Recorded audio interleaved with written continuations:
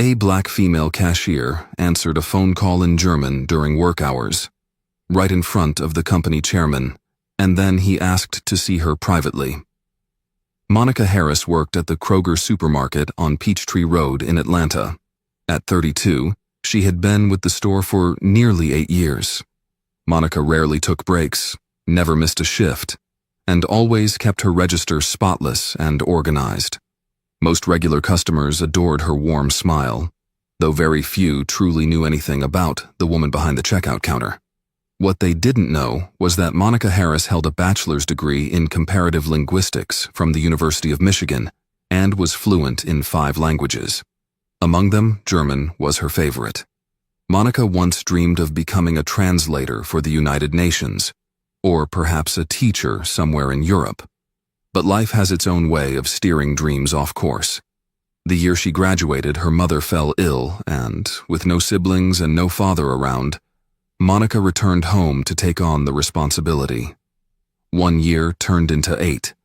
8 years of her youth were quietly given to her family, but Monica never regretted a single moment. If you believe her sacrifice deserves recognition, leave a like or simply type "OK" in the comments to honor her quiet strength. On that Tuesday morning, Monica had just finished restocking the detergent shelves when her phone buzzed. Normally she wouldn't dare answer it on the floor, but the caller ID said Humboldt Institute, Berlin. Her heart skipped. She had applied 6 times to their language assistant fellowship. Could this be it? She ducked behind the stock cart near the pet aisle and answered softly. "Hello? Monica Harris." The voice on the other end spoke rapidly in German. Monica replied without hesitation, her words flowing as if she'd never left campus. "Ja, ich habe Ihre E-Mail erhalten. Das Motivationsschreiben wurde am Montag geschickt." What she didn't realize was that Mr. Bryce Langston, the chairman of Kroger's regional Southeast division, had been touring the store at that very moment. He was visiting locations ahead of a major restructuring announcement and had stopped near the pet section to talk with the store manager. Langston paused mid-sentence when he heard the flawless German behind the cat litter display. He peeked around the cart and saw Monica, phone in hand, speaking in a tone of poise and precision that didn't match the smock she wore. "Ist das Interview noch möglich?" she asked, her expression earnest. Monica sensed eyes on her and turned. Standing just a few feet away was Langston, tall, African-American, early 50s, with the measured calm of someone used to boardrooms and billion-dollar decisions. Next to him, store manager Debbie Fletcher looked mortified. "I'm so sorry, Mr. Langston," Debbie stammered. "She knows better. Phones aren't allowed on the floor." Langston didn't respond immediately. He was still watching Monica, his brow furrowed, not in anger, but curiosity. "You speak German?" he asked. Monica, startled, ended her call abruptly. "Yes, sir. I'm sorry. I shouldn't have answered it. Don't worry about the phone," he said slowly. "That was, impressive." Debbie forced a laugh. "She's got a hobby for languages. Cute, right?" Langston didn't smile. "What's your name?" "Monica Harris." He nodded, as if committing it to memory. "I'd like to speak with you tomorrow morning.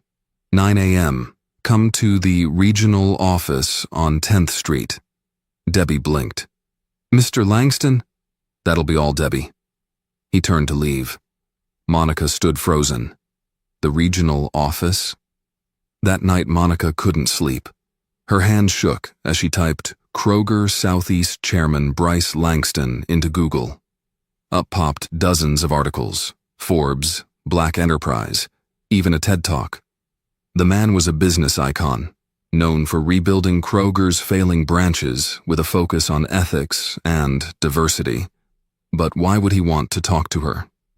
At 8:52 a.m. the next day, Monica arrived at the towering glass building that housed the regional headquarters.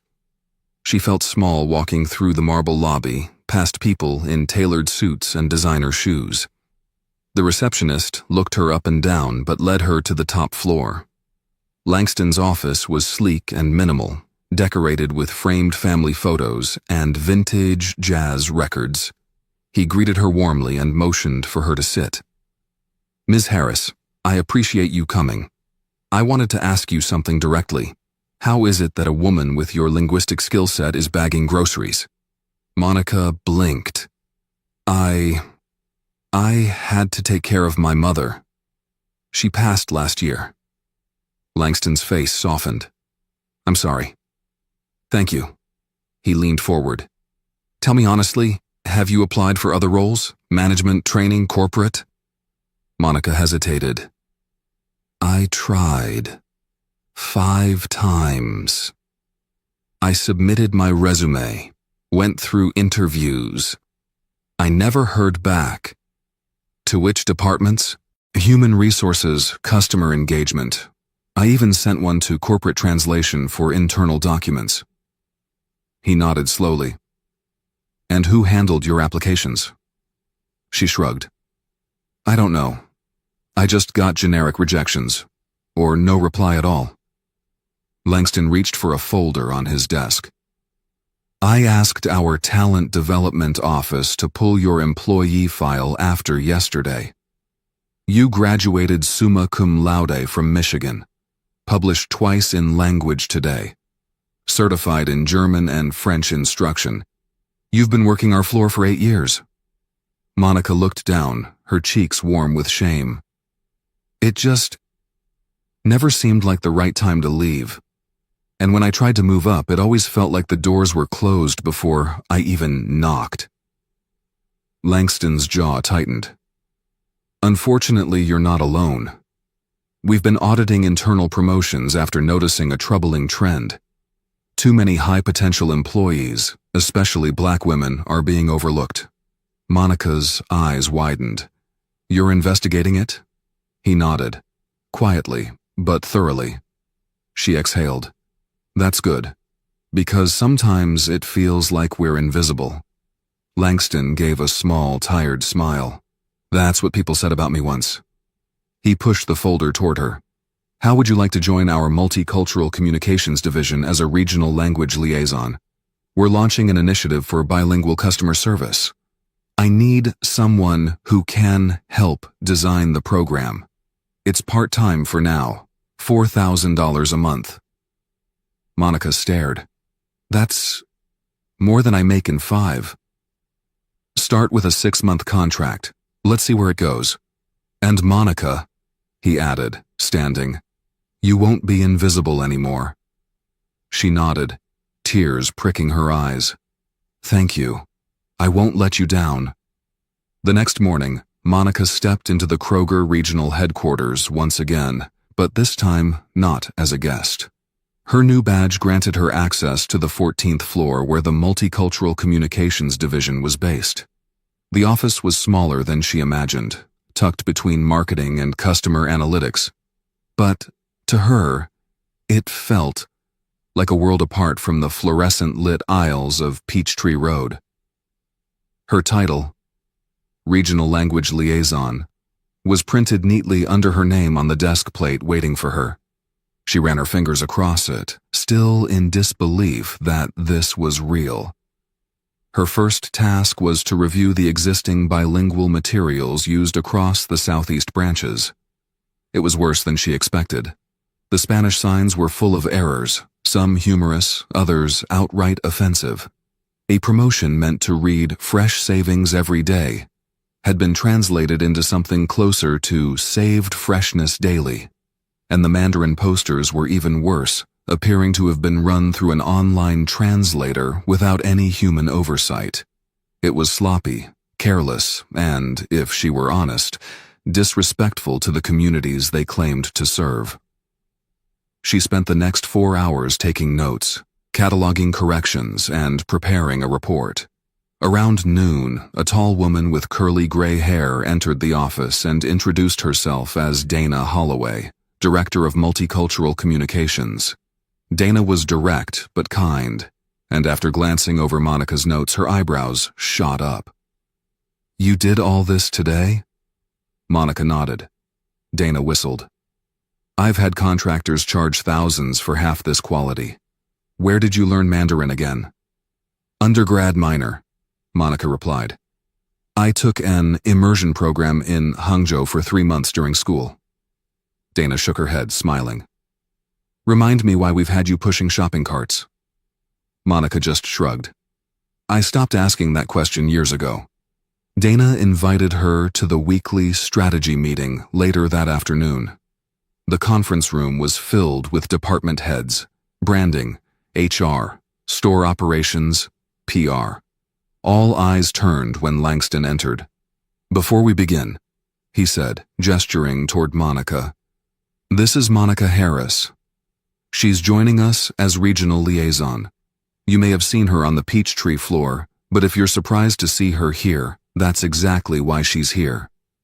A few polite chuckles followed, but Monica didn't miss the sideways glances or polite nods that didn't quite reach the eyes.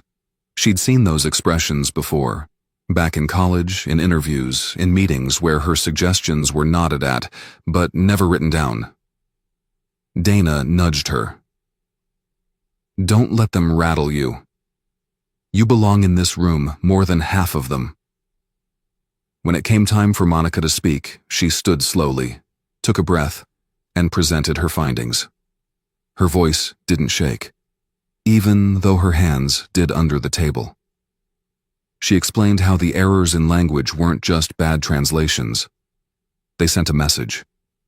A message that Kroger didn't really see its customers, that it treated diversity like an afterthought. She proposed a pilot initiative to create culturally fluent communication, not just accurate language.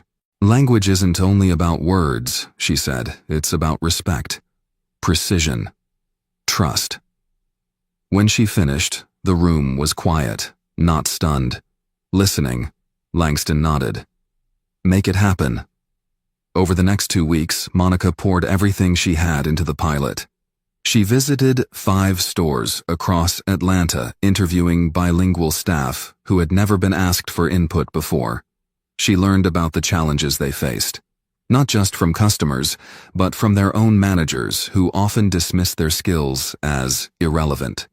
She also visited local community centers, churches, even barber shops to understand what resonated with customers. By week 3, her new materials were ready, clear, respectful, and nuanced. Spanish signs with correct grammar and cultural fluency. Mandarin pamphlets that used appropriate formal business tone. Even Vietnamese versions for the growing immigrant communities in certain areas. Dana reviewed them and was floored. This is Fortune 500 level work, she said. You ever thought about publishing this as a model? Monica smiled for the first time in a long while. I just want it in stores first. At the Peachtree location, Monica returned, not in uniform but in a tailored navy dress and ID badge, to help launch the pilot. Some of her old co-workers blinked in disbelief. Others smiled. Debbie Fletcher, the store manager, stiffened when she saw her.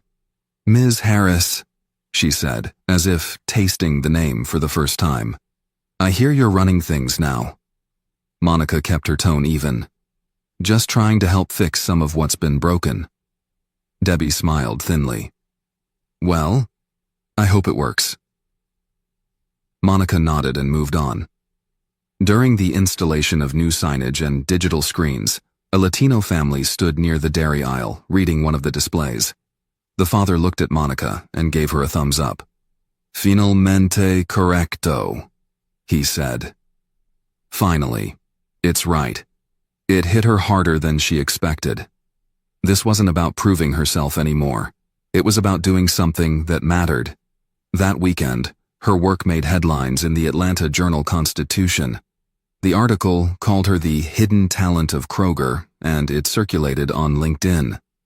Messages poured into her inbox, from former classmates, professors, even people she didn't know. One message stood out. It was from Angela Watkins, a senior policy advisor at the Department of Labor. She'd read Monica's story and wanted to connect. We're exploring national models for internal talent development, she wrote. Your work could be a blueprint. Monica was stunned. That night, she called her aunt, the woman who had helped raise her and who still lived in the house Monica grew up in. "Auntie May," she said, her voice cracking. "I think something big is happening." Auntie May, ever calm, just said, "Baby, the only thing bigger than your heart is your mind. I told you your time was coming." Back at headquarters, Langston invited her to sit in on the board's quarterly review. It was the kind of room she never imagined entering, let alone speaking in. But when it came time to present her results, she didn't hesitate. She showed the increases in bilingual customer satisfaction, a boost in local store traffic, and surprisingly, a 22% drop in employee turnover in the stores involved in the pilot. When she finished, the CFO leaned forward. "You're telling us this initiative not only improves customer engagement but also retention?" Monica nodded. "When employees feel seen, they stay." Langston grinned. "That's the best line I've heard all quarter." As the board members filed out, one paused beside her. "You're not going back to the floor, are you?" Monica smiled. "Only to shop." At that moment, Langston approached. "You free for a walk?" They strolled down the glass corridor overlooking the city skyline. "You're a natural," he said. "Not just in language, but leadership." She felt herself flush. I spent so many years thinking maybe I wasn't enough, or that maybe the door was closed for a reason." Langston shook his head. "The door was locked. People like us weren't given the keys. But now, you have them. So the question is, what do you want to unlock next?" Monica looked out at the city, the lights stretching into the horizon. "Everything," she whispered. "I want to unlock everything." Over the next 6 months, Monica's work rippled outward in ways she hadn't imagined. What began as a single pilot program evolved into a company-wide initiative known as Voices of the Aisle. It focused not only on translating signs, but on identifying untapped talent hidden within uniforms and backrooms. Monica led a small team, handpicked from various Kroger stores, cashiers who spoke multiple languages, stockers with advanced degrees, and part-timers pursuing certifications in business and social work. She created a mentorship model where overlooked employees could shadow department leads, submit improvement proposals, and receive language training stipends. The idea wasn't radical, just long overdue. Still, not everyone was thrilled. Some mid-level managers, especially those who had long operated under unspoken biases, viewed her rise with skepticism or subtle resistance. She heard the whispers. "That girl's only up there because of Langston," or "Let's see how long this feel-good stuff lasts." Monica ignored them. She didn't have time to shrink for the comfort of others. The numbers were on her side. Customer satisfaction soared in areas with new signage and culturally competent staff. HR reported an uptick in internal promotions among minority employees, and turnover decreased significantly. At quarterly leadership summits, Monica now stood side by side with senior executives. She presented not just language data, but stories of a Somali single mother promoted to assistant manager after 10 years as a bagger, of a Vietnamese teen who now led nutrition outreach at his high school, of an older Latino employee who, after being allowed to speak Spanish freely at work, finally felt seen. These weren't anecdotes, they were proof, and America, it seemed, was listening. One morning, Monica received an email that made her stop breathing. It was from the Smithsonian Institution, specifically the Center for Folklife and Cultural Heritage. They were planning a segment for their American Work Stories exhibit and wanted to feature her program. She read the message 3 times before replying. Later that week, as she prepared her materials for the museum team, a familiar notification popped up on her phone. An email from the Humboldt Institute, Berlin. Her original application, it said, had been reevaluated. Due to her now widely publicized work, they were offering her a visiting lectureship for the fall term, including a housing stipend and round-trip airfare. Monica sat still, staring at the screen, heart thudding in disbelief. She had long buried the hope of ever going abroad again. Yet, here it was. Germany. A classroom. Her name on the door. That evening, she sat on her apartment balcony overlooking downtown Atlanta. The city hummed below, but in her mind, she was already far away. Her thoughts turned to her mother, who had given up so much to ensure Monica stayed in school.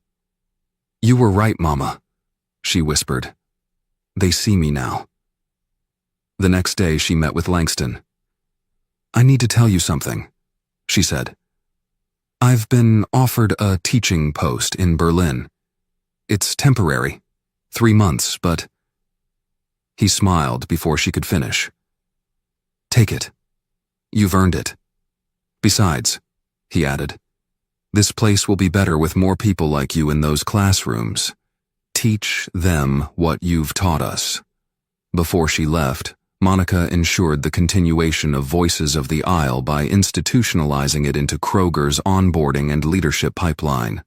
She recorded training modules, mentored her replacement, and even developed a quarterly newsletter to highlight success stories. Her final week in Atlanta was a blur of farewell lunches, HR documents, and suitcase packing. On the flight to Berlin, she stared out the window as the city disappeared beneath her, both familiar and far away. In Berlin, her work resonated deeply. She taught classes in intercultural linguistics, focusing on how subtle biases in language-shaped workplace hierarchies. Her students, a mix of European and international professionals, hung on her every word. After one seminar, a student approached her. "Dr. Harris," he said, "your story. It's not just American. It's everywhere. People are hidden all over the world." Monica nodded. "Then it's time we learn to see them." When she returned to the U.S., she landed to find that Voices of the Isle had expanded into 4 major grocery chains beyond Kroger. Langston had used her model to advocate industry-wide change. More surprising, Monica had been nominated for the Forbes 50 over 50 list, recognizing women making national impact past the age where most industries forget them. Her inbox overflowed, requests to speak at conferences, interviews, offers to consult. But she said yes to only one thing immediately: a letter from the University of Michigan inviting her to return as a guest lecturer the following spring. Full circle. In late autumn, back in Atlanta, Monica visited the Peachtree store quietly as a shopper. She browsed the aisles now lined with accurate, vibrant signage. She spotted Diego, a young stalker she had once trained, now wearing a department lead badge. "Miss Harris," he called out, "we still use your pamphlet in training." She smiled, touched. At checkout, a young black girl scanned her groceries. Her name tag read Janelle. Monica noticed a worn notebook tucked beneath the counter, filled with handwritten notes in French. "Bonjour," Monica said softly. Janelle's eyes widened. "Vous parlez français?" "Oui," Monica replied, smiling. "And so do you, I see." Janelle looked shy. "I want to study it more. Maybe work in international business." Monica reached into her bag and handed her a card. "Call me. I know people, and I think the world needs more women like you." As Monica walked to her car, she didn't feel like a former clerk or even a vice president. She felt like something more enduring, a door opener, the kind her mother had prayed for, the kind she herself never had, the kind every girl deserved.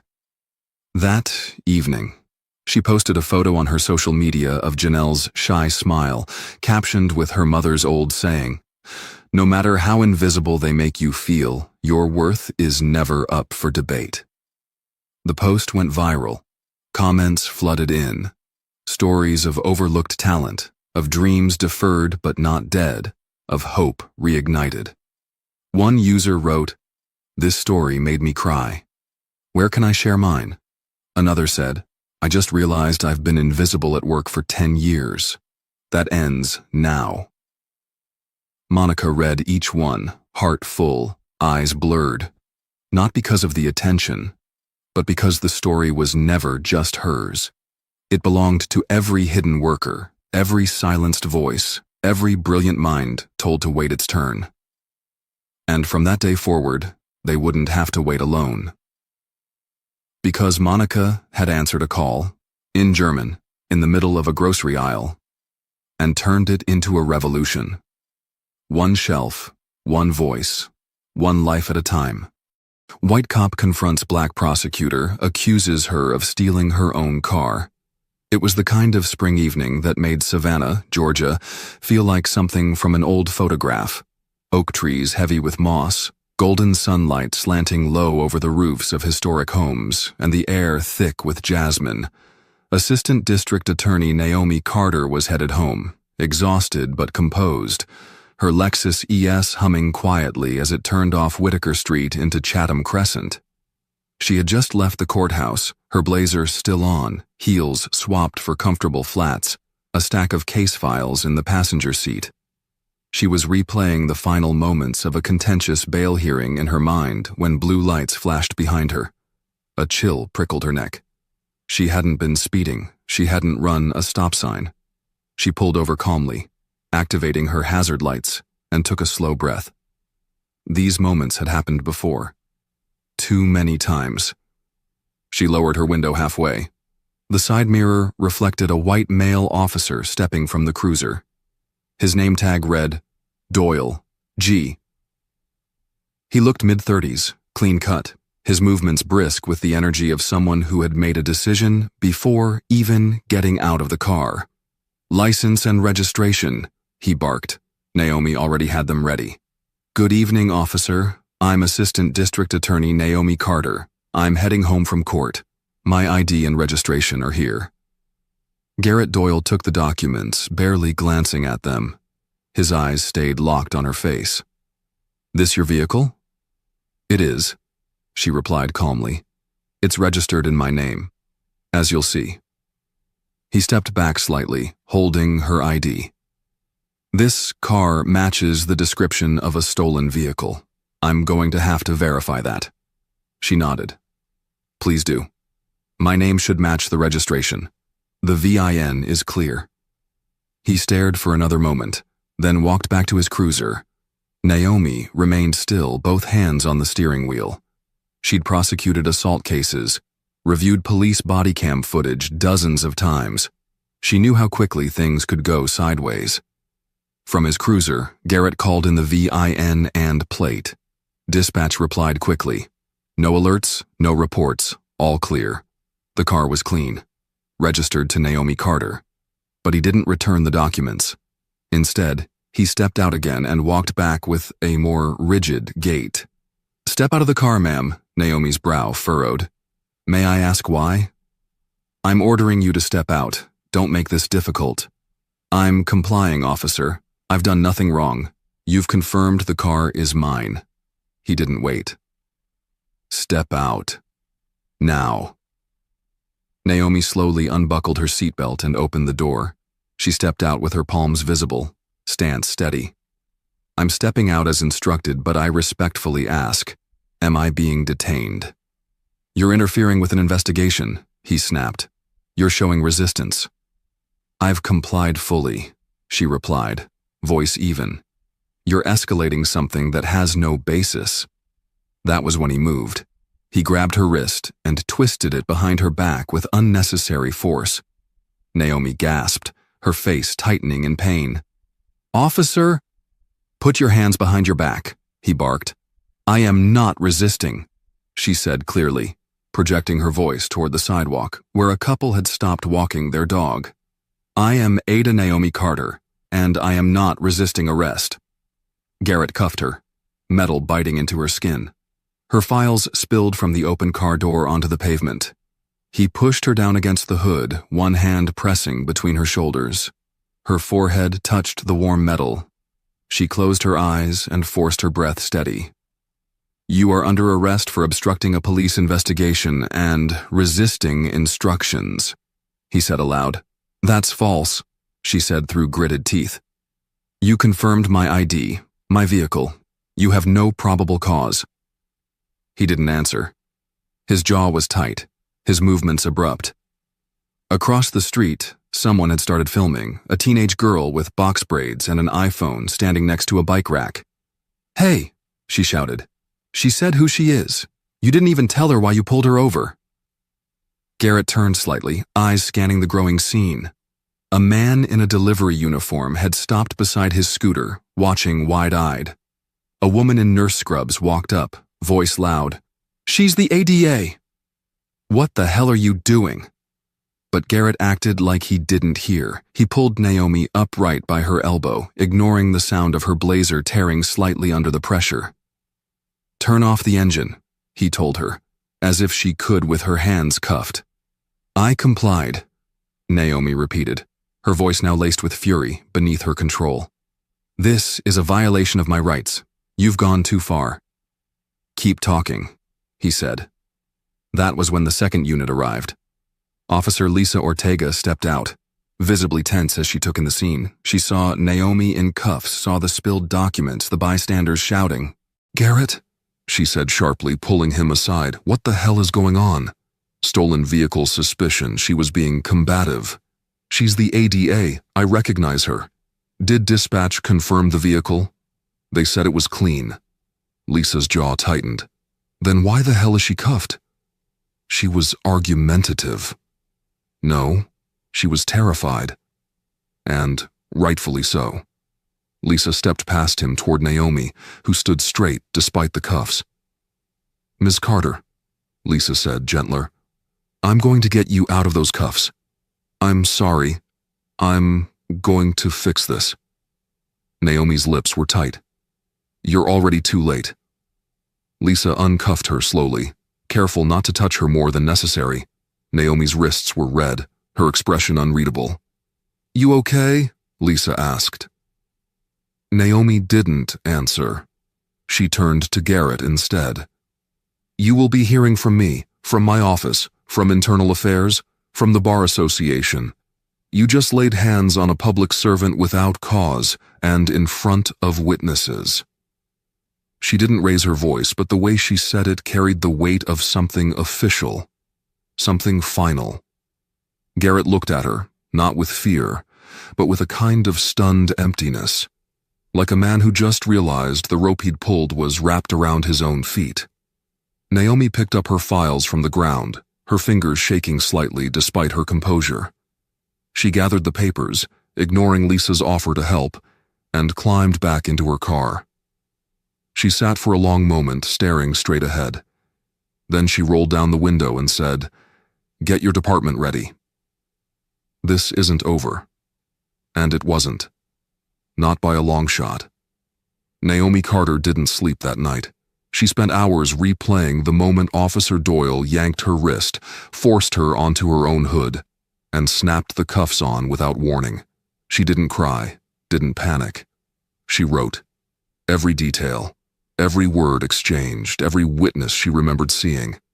At 3:47 a.m., she emailed the report to Internal Affairs, the Georgia State Bar, and the Chatham County District Attorney's Office with one line in the subject. Use of force complaint. ADA Naomi Carter. By 7:15 a.m., her phone was buzzing nonstop. Reporters, civil rights attorneys, local activists. Her inbox was filling with clips and screenshots. Video of the incident had already been viewed over 600,000 times on social media. One clip was just 12 seconds long but devastating. Her voice, steady, saying, I am not resisting. Followed by the unmistakable image of a white officer slamming a black woman's wrist into metal. At 9 o'clock sharp, she walked into the DA's office. No smiles, no morning greetings. People turned away when they saw her. Raymond Daniels, the district attorney, met her at the elevator. My office. Now. Inside, the conference room felt like a war room. 4 senior staffers, 2 city attorneys, and the head of the police department's legal liaison division were already waiting. Daniels didn't waste time. "What do you want to do?" "I've already filed a complaint," Naomi said, dropping a printed copy of her report onto the table. "I want full disciplinary action. I want a public apology. And I want a full review of Officer Garrett Doyle's prior stops involving women of color." One of the city attorneys raised a brow. "You're calling for an investigation into the officer's history?" "I'm not calling," she said. "I'm demanding." He laid hands on a sitting prosecutor without cause after verifying my identity and vehicle ownership.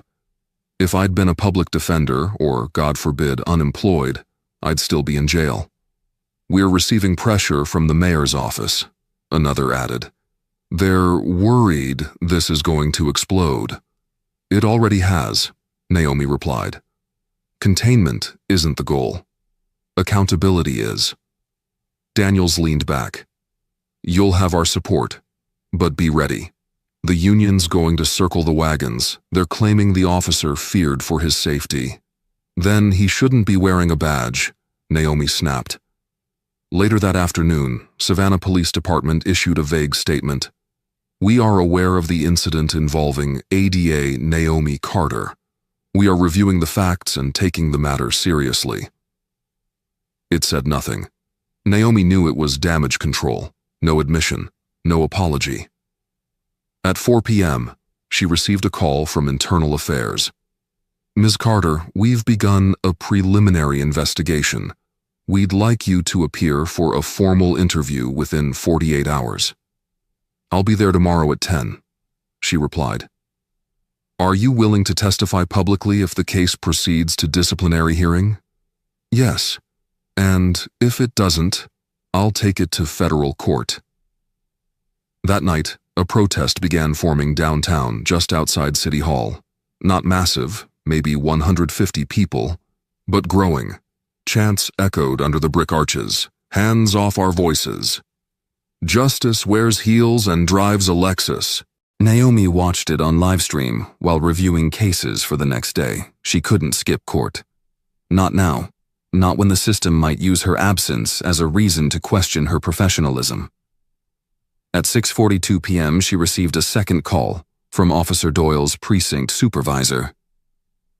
"We'd like to arrange a meeting." "For what purpose?" she asked.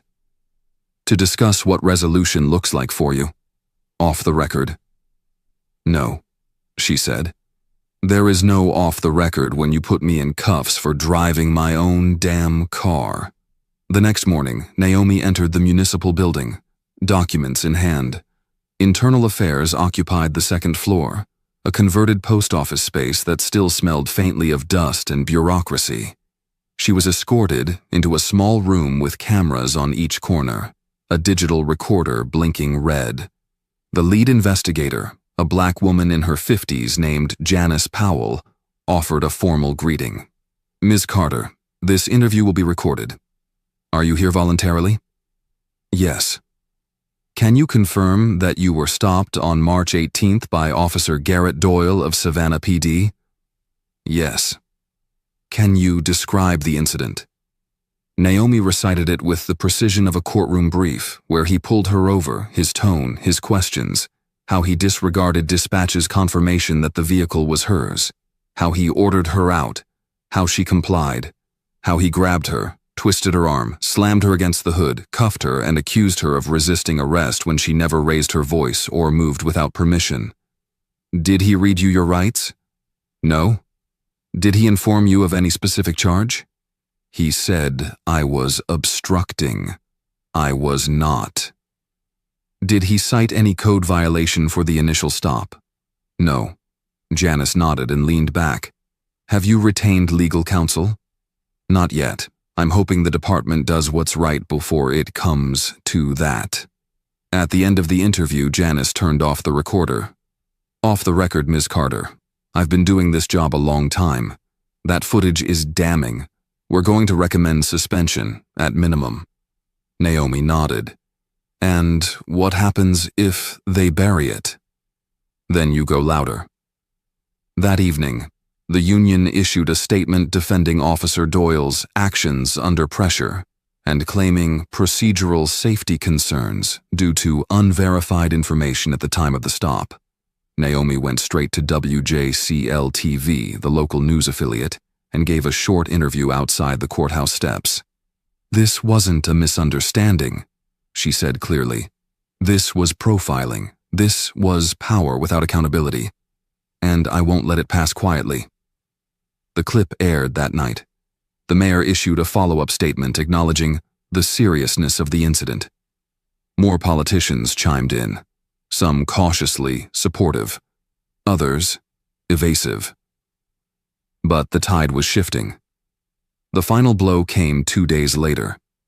A former Savannah officer, retired in 2021, contacted Naomi anonymously and shared documents showing Officer Doyle had 6 prior complaints involving traffic stops with black women.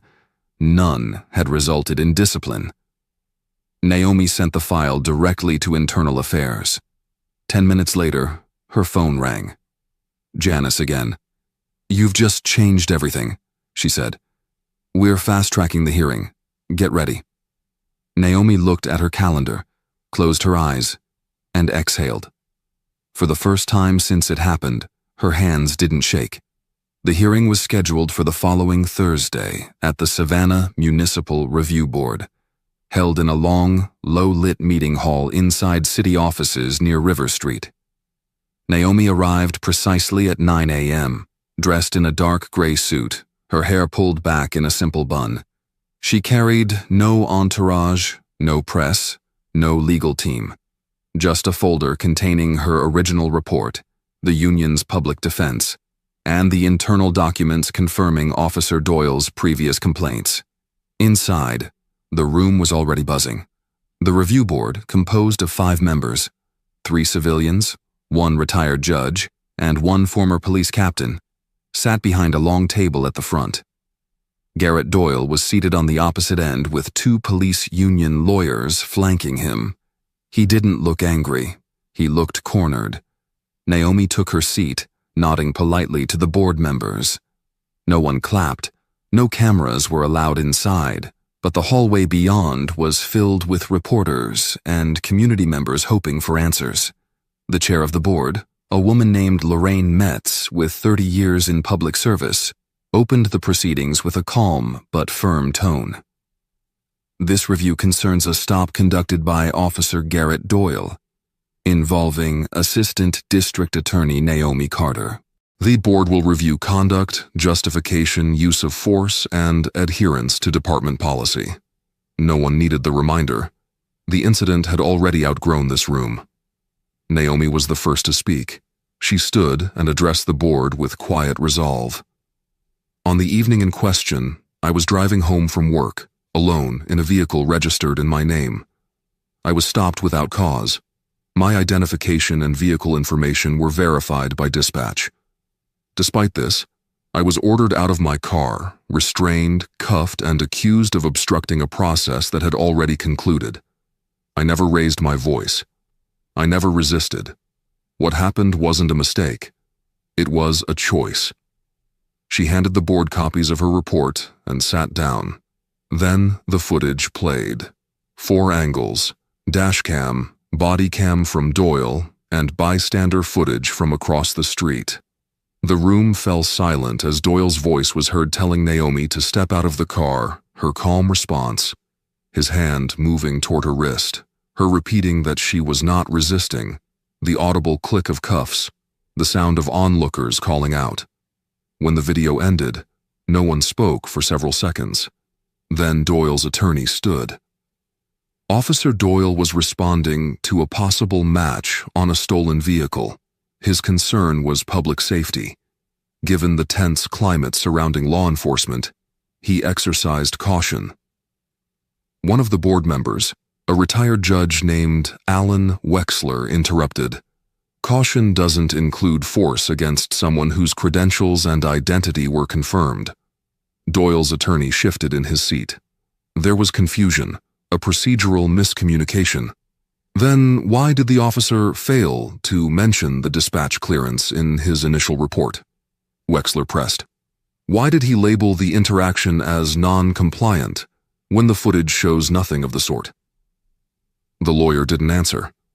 Naomi remained still, her expression unreadable. Then, in a quiet but unmistakable moment of reckoning, Officer Doyle was asked to speak. He stood, adjusted his tie, and looked out over the boardroom. His voice lacked the edge it had during the stop. I believed I was following protocol. I believed I was being cautious. He paused.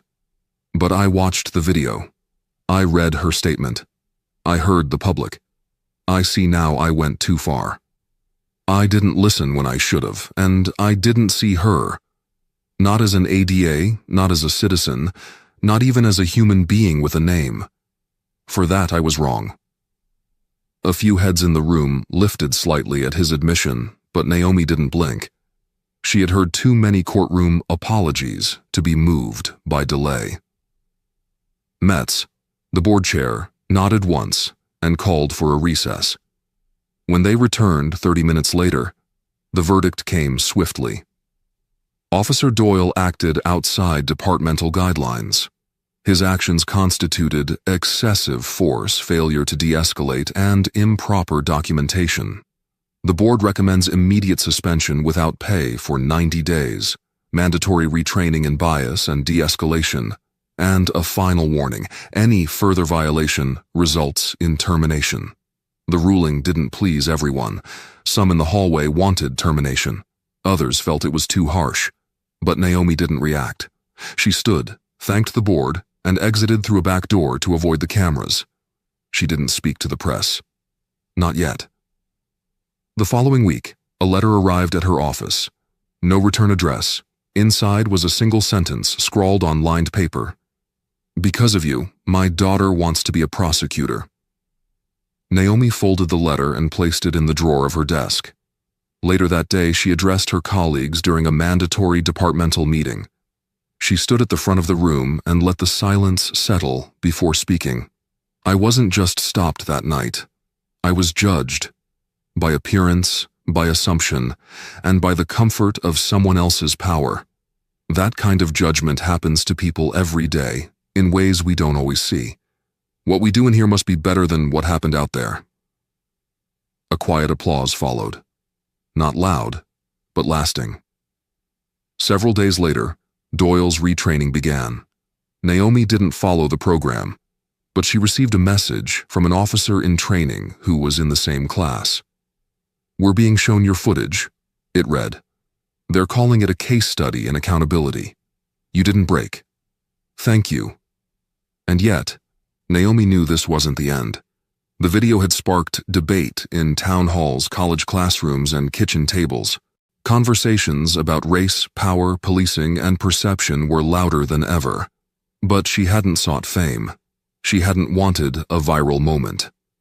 All she wanted, still wanted, was for the badge and the law to mean the same thing, no matter who was behind the wheel.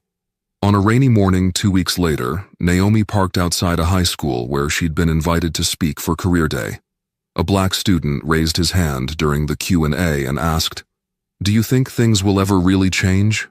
Naomi paused, then smiled. "I think change starts when we stop asking permission to be treated fairly." That afternoon, she returned to court. Same courtroom, same bench.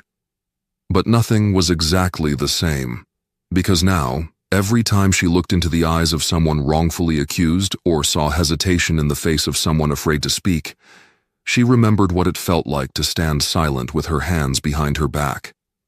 And she promised herself she'd never be silent again.